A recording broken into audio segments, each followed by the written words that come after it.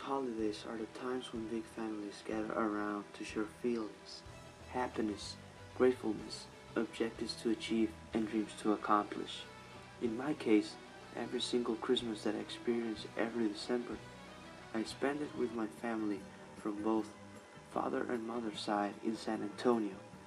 Since half of my family lives in the city of Texas, we stay in my paternal grandparents' house for a week, where two of my uncles also live. One of my uncles has two daughters around my age and one son who is 6 years younger than I am. With my cousin is the one I get along best and for longer time, since he stays at the house too during vacations while his sisters stay with my aunt at their apartment. When I'm around Isidro, my cousin, I usually laugh and mess around with him a lot. Isidro has become as close as my brother, because I consider him a very close relative too. He doesn't have the chance to be spending time with boys at his home. That may be the main reason we have become so close. I see myself as an example for him, always telling him to do well in school, so he can go to college and get prepared for a good living in the future. My uncle told me how important it was for him, since he always misses us when we leave from the city to return to Mexico. I remember the time my little cousin decided to play soccer. After I teach him some tricks and moves when I practiced, I felt very glad. My family and I go and visit my mom's sisters. Most of the time I receive presents from them, consisting of clothes, money, or lotions. One of the meals I enjoy the most are the tamales. My mom and aunts always make them during the whole day. By dinner time, we are already eating the tamales after we had eaten frijoles charros. At this time, I always remember the importance of family communion, how our relatives have a high significance in our lives. On the day of Christmas Eve, my parents, my brother, my uncle, my cousins, and I go to the downtown area, specifically San Antonio's Riverwalk.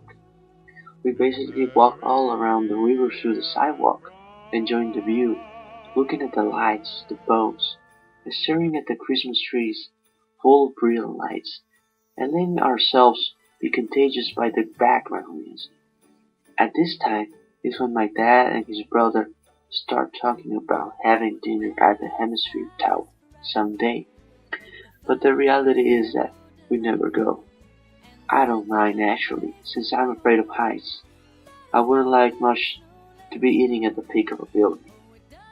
Later that night, more or less midnight, we all gather at my aunt's restaurant. Only sometimes my grandparents don't go, because it is hard for them to be awake at those hours. The restaurant is really fancy. It is a European dining actually, and it's called Maison. But of course nobody pays, and we sometimes eat turkey or pork meat. The best part comes at the end, the dessert.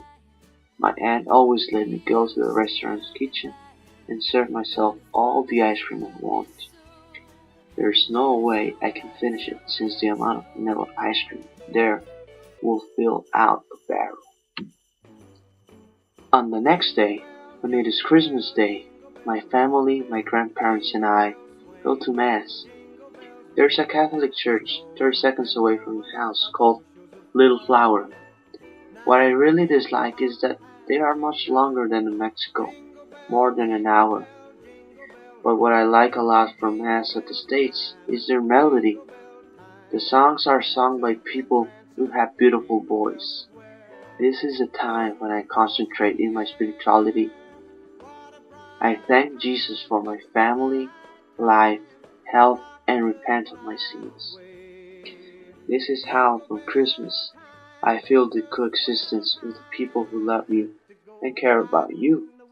You remember the significance for life and the importance to be sharing it with the ones that make you feel belonging to this world and who must be part of it.